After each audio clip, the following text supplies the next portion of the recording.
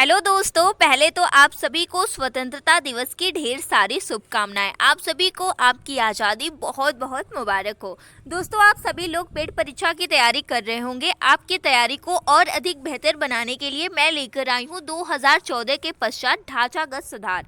दोस्तों, इकोनॉमिक्स का टॉपिक है जो कि पेड सिलेबस पर बेस्ड है। दोस्तों, इस वीडियो में हम बात करेंगे 2014 से केंद्र सरकार की महत्वपूर्ण योजनाओं के बारे में जो कि ढांचागत सुधार से संबंधित है। दोस्तों, आप इस वीडियो को कंप्लीट देखिएगा। इस वीडियो से आपको काफ़ी हेल्प मिलेगी।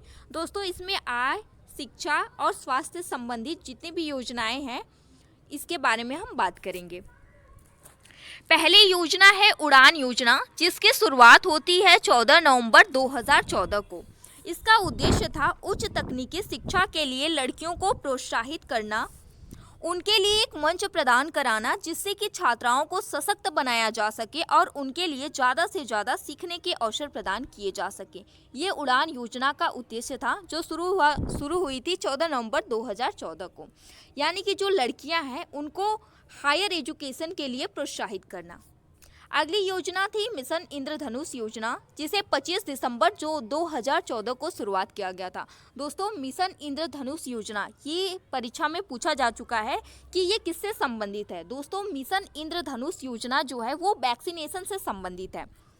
इसका उद्देश्य 2020 तक सभी बच्चों और गर्भवती महिलाओं को डिप्थीरिया, होपिंग कफ जिसे कहते हैं पर्टूसिस, टेटनस, पोलियो, तपेदिक खसरा और हेपेटाइटिस बी के खिलाफ गर्भवती महिलाओं का टीकाकरण करना, यही इसका मुख्य उद्देश्य था। लेकिन आपसे ये नहीं पूछा जाएगा दोस्तों, आपसे ये पूछा जाएगा कि मिशन इंद्रधनुष योजना कब शुरू की गई, 25 दिसंबर 2014 को, और किससे संबंधित थी? वैक्सीनेशन से संबंधित थी। अगली योजना है बेटी बचाओ बेटी पढ़ाओ। दोस्तों, ये शुरू हुई 22 जनवरी 2015 को। लेकिन आपको लग रहा है कि ये योजना सफल रही, क्योंकि इसके जगह ये कहना सही होगा कि अपराधी बचाओ बेटी चलाओ। अब आजकल यही हो रहा है दोस्तों, बेटी बचाओ बेटी पढ़ाओ योजना खैर 22 जनवरी 2015 को शुरू हुई। देश में बेटियों की कम जन्म दर और अधिक मृत्यु दर को देखते हुए केंद्र सरकार ने बेटी बचाओ बेटी पढ़ाओ अभियान की शुरुआत की थी। अगली योजना है प्रधानमंत्री जन औषधि योजना, जिसकी शुरुआत हुई मार्च 2016 से। दोस्तों, इस योजना का उद्देश्य क्या था? आम जनता को कम दामों पर गुणवत्तापूर्वक दवाइयाँ, मतलब कि आम जनता को सस्ते दामों में, कम दामों में सस्ते दामों में अच्छी दवाइयाँ उपलब्ध कराना। यदि आप एक योग्य उम्मीदवार हैं तो आप भी अपने शहर में जन औषधि केंद्र खोलकर अपना रोजगार शुरू कर सकते हैं। ये भी इस योजना का एक मुख्य उद्देश्य था। फिर इसके बाद शुरू होता है प्रधानमंत्री गरीब कल्याण योजना, पीएम गरीब कल्याण योजना की शुरुआत होती है 2016 से। दोस्तों, इसका उद्देश्य था भ्रष्ट लोगों के बैंकों में जमा कराए जाने वाले काले धन को सरकार गरीबों के विकास में लगाएगी। ये इसका उद्देश्य था। कितना सफल हुआ ये आप लोग देख रहे होंगे। भारत में नोटबंदी कब हुई? 8 नवंबर 2016 को। दोस्तों, इस 8 नवंबर 2016 के शाम के टाइम में भारत में नोटबंदी हो गई। नोटबंदी हो गई तो बहुत लोगों पर इसका प्रभाव पड़ा। आम जनता पर भी इसका प्रभाव देखने को मिला था, काफ़ी अधिक देखने को मिला था। दोस्तों, भ्रष्ट लोगों यानी कि जिन लोगों ने काला धन इकट्ठा किया हुआ है विदेशी बैंकों में, उसको वहाँ से लाना और गरीब लोगों के मतलब कि कल्याण में लगाने के लिए इस योजना को शुरू किया गया था, पीएम गरीब कल्याण योजना।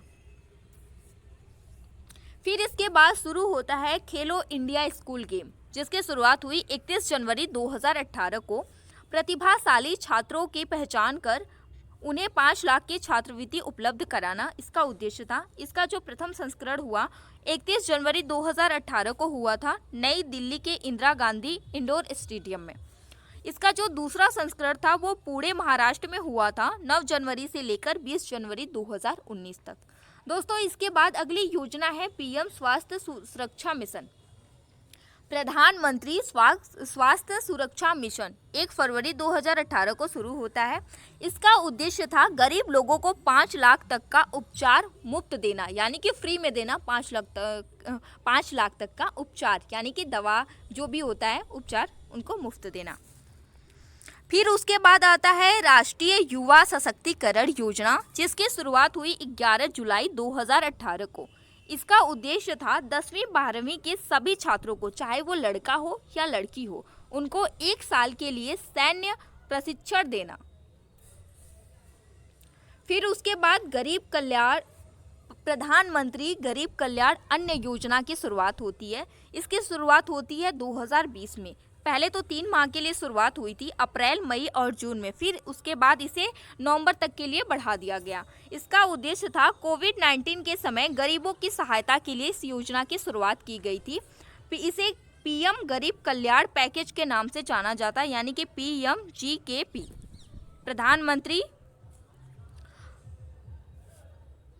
प्रधानमंत्री गरीब कल्याण पैकेज। कुल 80 करोड़ राशन कार्ड धारक इसमें शामिल थे, मतलब BPL कार्ड वाले। पीएम गरीब कल्याण अन्न योजना, इसका पहला चरण हुआ अप्रैल से जून 2020, दूसरा जुलाई से नवंबर 2020, तीसरा चरण जो था वो मई से जून तक 2021 और चौथा जो था जुलाई से नवंबर 2021 में। फिर अगली योजना की बात करें तो सेहत योजना, या फिर इसे सेहत पहल के नाम से जाना जाता है, जिसकी शुरुआत हुई 26 दिसंबर 2020 को।